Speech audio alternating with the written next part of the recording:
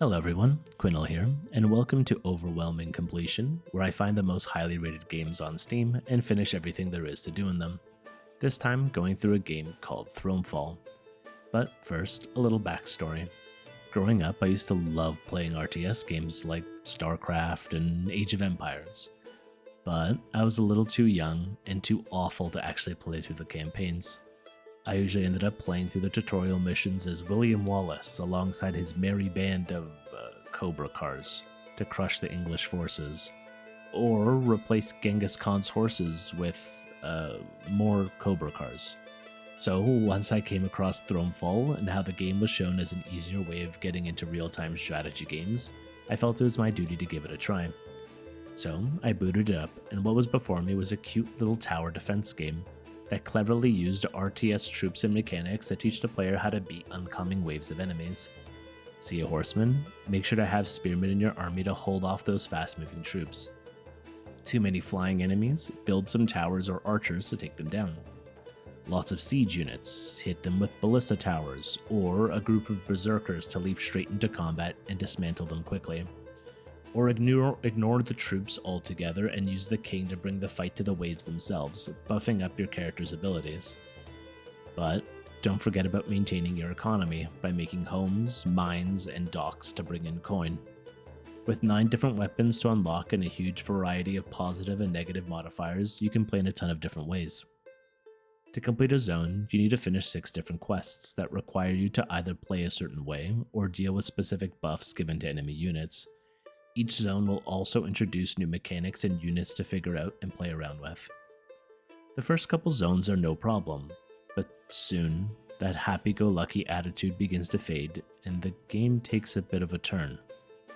The more difficult modifiers begin to stack on one another, and if I wanted to finish a zone completely, I couldn't do the same strategy I had implemented prior. The first real challenge being the 3rd zone boss, which forces you to quickly respond to upcoming dangers or to quickly lose the round. Out of curiosity, I looked at the Steam achievements for completing each zone. The first zone had a healthy 38% for full completion. Not bad. The next zone dropped down to 12%, then down to 6%. The remaining zones were under 5% completion, with the final 2 sitting at under 1%. With the news of what I was getting myself into, I ventured onwards, sometimes adapting to the challenges ahead, and other times brute forcing victory late into the evening. The sense of satisfaction at overcoming a challenge I had been stuck on was giving me dopamine spikes similar to beating a Dark Souls boss. Finally, I had reached the final zone, Totend, which forces you to use every mechanic you had learned up to this point. Without spoiling too much, I can comfortably say when I finally beat all the challenges, my brain was fried. I don't know if my brain doesn't click with these types of games, or if I'm just stupid, but it was satisfying to finish it all. Beyond that, the game offers a little roguelike mode which has you selecting between a few loadouts that you can keep into a future round. After completing the base game, these were a cakewalk, and seemed to be something fun to do on the side. I could see the later waves in this mode getting more difficult, but I finished what was required for the final achievements and walked away satisfied.